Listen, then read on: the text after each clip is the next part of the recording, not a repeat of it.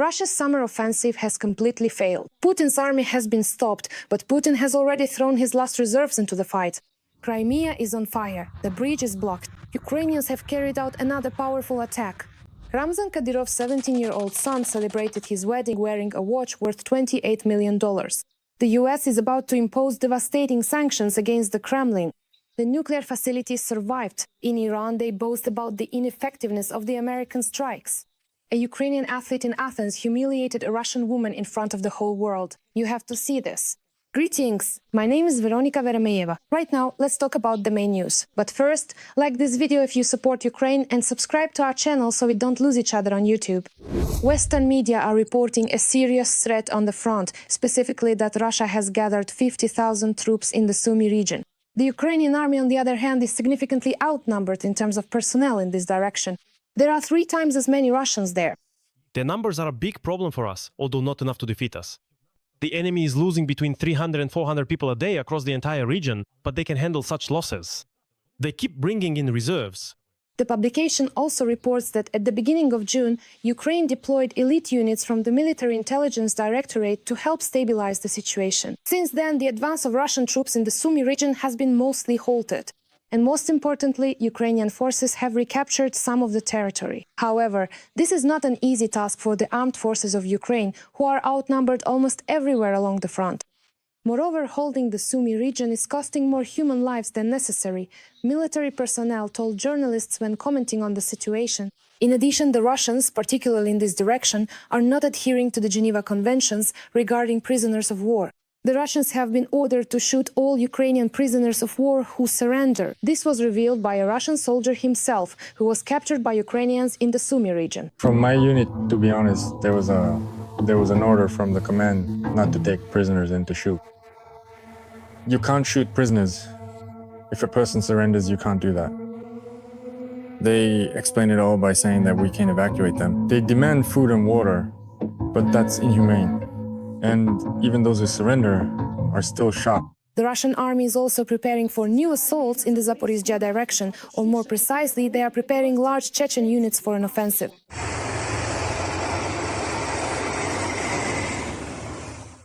Here is footage showing about 15 trucks with Chechen fighters being transferred to the area of Enerhodar, Melitopol and Vasilivka. It is worth noting that this is the largest Chechen detachment since 2023 that has been recorded in Mariupol. However, things are not all smooth for the Russians either. Here is footage of Ukrainian soldiers shooting down a rare Russian Z-20 drone. The day before, the temporarily occupied Crimea was also attacked by drones, as a result of which traffic on the Crimean bridge was completely halted.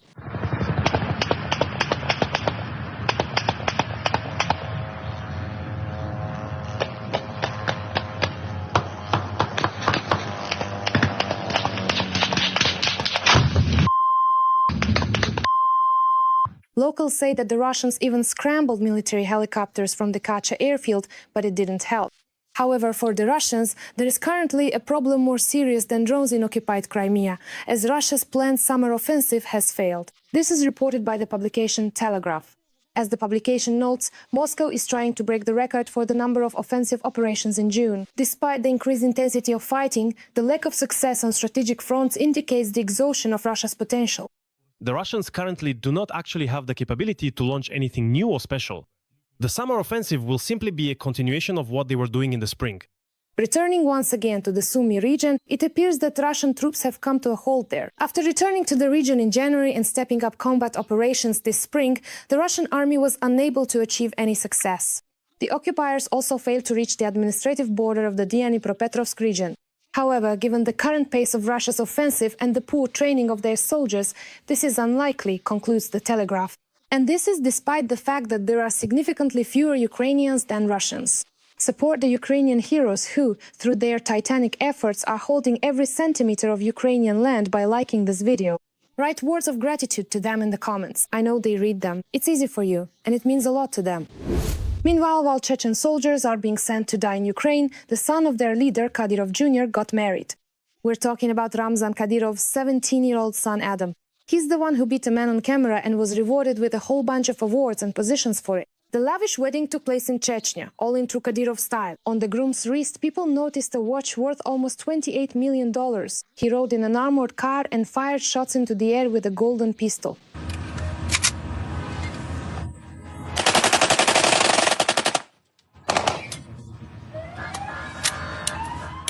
Interestingly, the amount spent on the watch equals the region's entire budget. Meanwhile, in Russia, they have already started selling bread by the piece because a whole loaf is too expensive for ordinary Russians.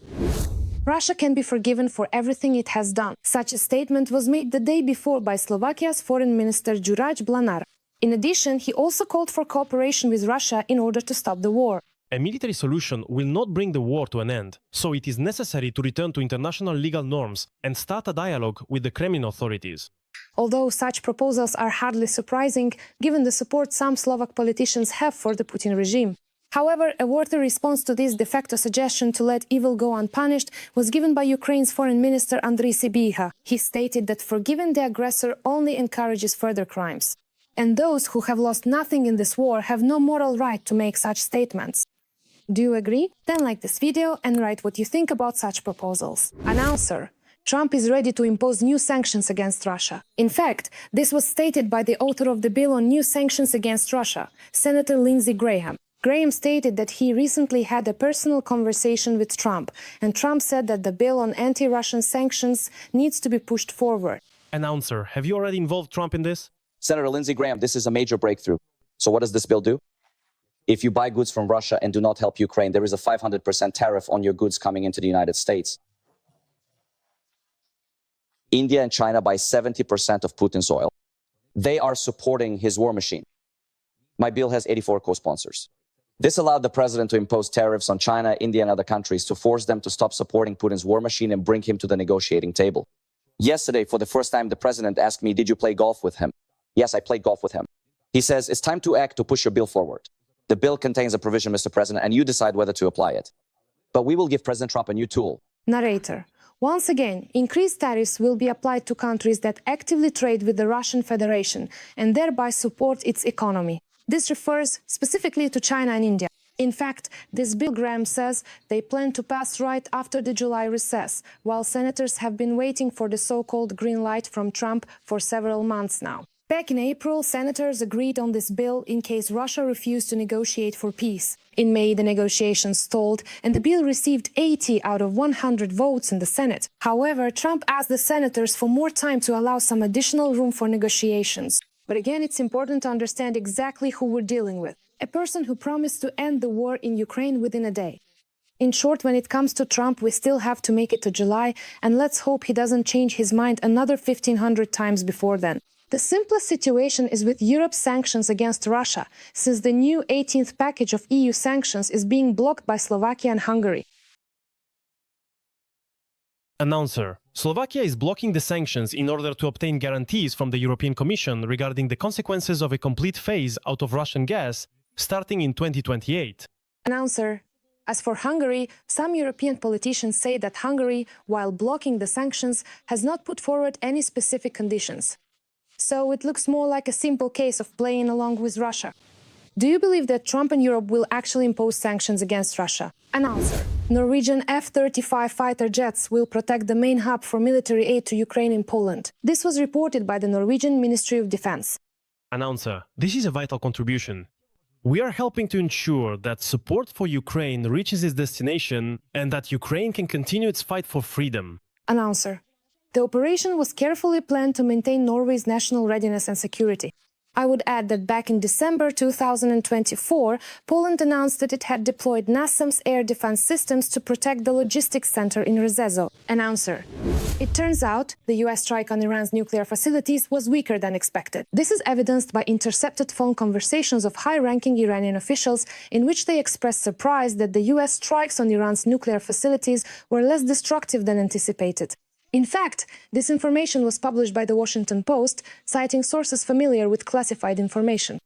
After that, the White House responded almost immediately. There, they accused journalists of distorting the facts. Announcer: According to the publication, Iranian officials in private discussions tried to understand why the attack had limited consequences and whether this was a deliberate act of restraint or the result of a technical error. Answer, and in response to the accusations, the journalists also reacted. The media pointed to another Lika secret Pentagon report stating that Iran's nuclear infrastructure was not completely destroyed. According to the assessment of the Defense Intelligence Agency, the program has only been temporarily halted for a few months. After this, there was another response from US intelligence, who stated that a single piece of intelligence, such as an intercepted phone call, does not constitute comprehensive analysis. And what do you think about this back and forth between American officials and journalists? And most importantly, what do you think, was the US strike on Iran's nuclear facilities really weaker than expected? Share your thoughts in the comments.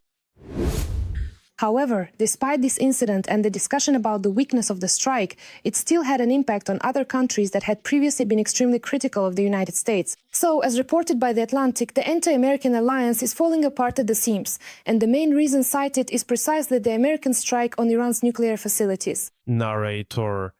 When Israel and then the United States struck Iran this month, the reaction from China and Russia was surprisingly restrained. For years, their shared antagonism toward the United States has pushed China, Russia, and Iran together. Narrator.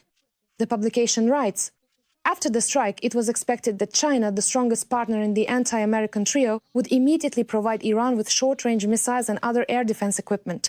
Beijing will certainly use its growing diplomatic power to isolate Israel and the United States, demand an emergency meeting of the UN Security Council, and submit a resolution condemning the two governments that attacked China's ally. However, recent events in Iran have shown that anti-Americanism can only unite an alliance to a certain extent. This is the conclusion drawn by journalists. Due to the deaths of detained Azerbaijanis in Yekaterinburg, Azerbaijan has cancelled all cultural events involving Russians. In response to the targeted and extrajudicial killings and acts of violence against Azerbaijanis based on ethnicity, demonstratively committed by Russian law enforcement agencies in the Sverdlovsk region of the Russian Federation, as well as taking into account the systematic nature of such incidents in recent times, all cultural events planned in Azerbaijan with the participation of Russian state and private entities have been cancelled, reported Zerkalo, the Ministry of Culture of Azerbaijan. Azerbaijan state television accused Russia of repression and imperialism. In fact, just a few days ago, Russian security forces detained about 50 natives of Azerbaijan in Yekaterinburg. They were detained in connection with an unsolved criminal case regarding the murder of a Russian Federation citizen and ethnic Azerbaijani, Yunis Pashayev, which took place back in 2001. So, the main suspects in this case, brothers Hussein and Ziadin Safarov, died shortly after being detained, while Russian law enforcement later claimed that the detainees simply fell ill. In short, there is now an international scandal brewing, and it's clear that the usual "it wasn't us, it just happened" story won't work here. What do you think, will this scandal escalate into something bigger? Meanwhile, the US has come up with a simply brilliant solution to make sure no one can escape from prison. It's simple. They just need to surround them with moats filled with alligators. Basically, we're talking about an Alcatraz with alligators. It's a special facility for candidates for deportation. Real alligators have already been released around the prison. They are the ones tasked with guarding the perimeter. That's pretty much how I imagine our border with the Russians. Ukrainian athlete Veronika Androshchuk refused to stand on the podium with Russian athletes.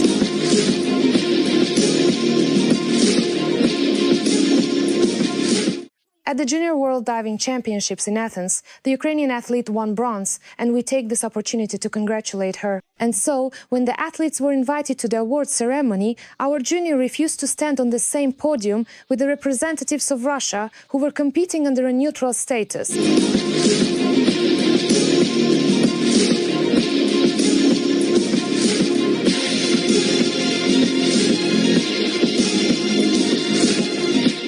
She also refused to take a group photo, and after the award ceremony, demonstratively left the podium despite the organizers' request to stay. Once again, congratulations on your victory, and we admire your civic stance. Ms. Veronika, you're truly gold.